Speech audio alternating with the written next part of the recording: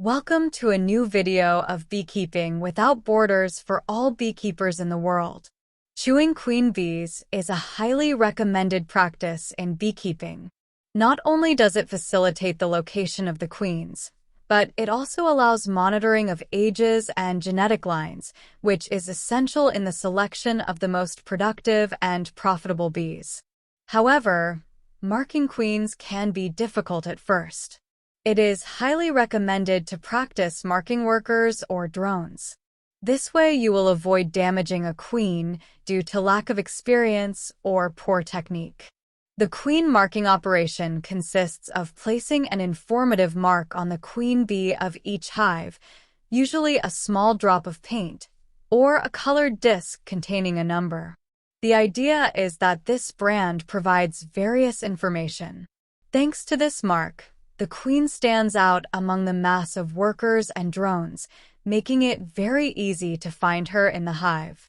If a hive had a marked queen and an inspection reveals a queen that is not marked, it will be an unequivocal sign that a new queen has been born that must be marked.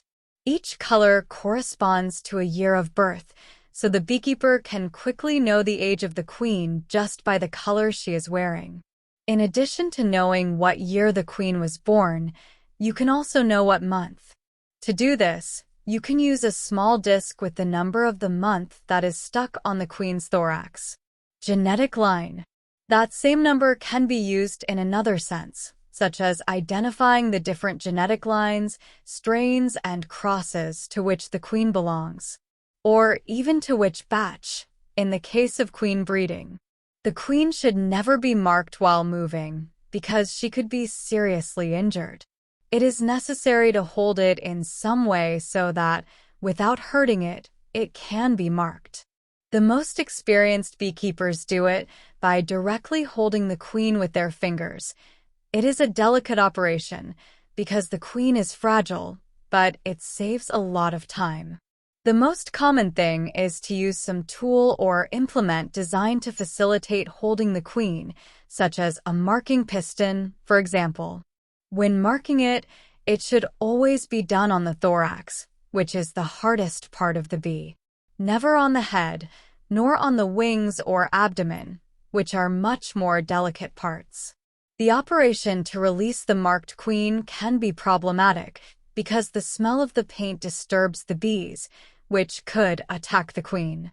To reduce this risk, it is a good idea to leave the newly marked queen in a queen cage for a few minutes before releasing her. It can also be lightly smoked to dry the paint and evaporate the smell.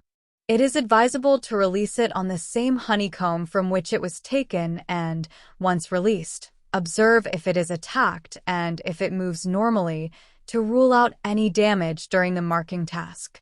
A beekeeper who marks a few queens may not have much interest in using standardized colors. It is enough for him to know that they are marked. However, when working with many queens, especially when raising queen bees, it is essential to systematize color management. The queen marking colors are not random. They respond to an international agreement that has been used for decades, and that applies a simple logic. Queens born in years ending in 1 and 6 white. Queens born in years ending in 2 and 7 yellow. Queens born in years ending in 3 and 8 red color. Queens born in years ending in 4 and 9 green color. Queens born in years ending in 0 and 5 blue color. Thus, a queen born in 2022 will have the color yellow on her thorax, while in 2023 they will be marked red. This simple code can be memorized with a mnemonic rule. Just memorize the word barva, which is an acrostic made up of the initials of white, yellow, red, green, and blue. Following this simple rule, it is very easy to know which color corresponds to each queen and, in this way, have the ages of the mothers in the apiaries organized, something essential to work renewing queens every 1 or 2 years. One of the common controversies in beekeeping arises when talking about the ideal time to mark the queens. There are beekeepers and breeders who consider that it is better to wait until they are fertilized. Others, however, think that they can be marked as soon as they are born or before being introduced into the hives, nuclei or fertilization nuclei. Those who believe that it is advisable to wait for fertilization do so for two reasons.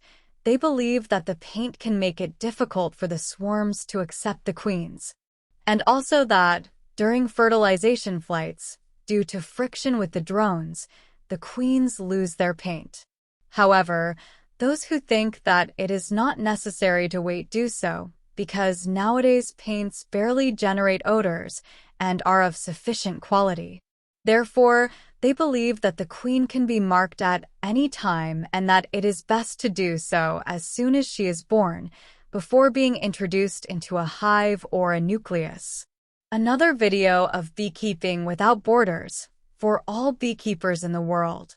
Subscribe for free to our channel.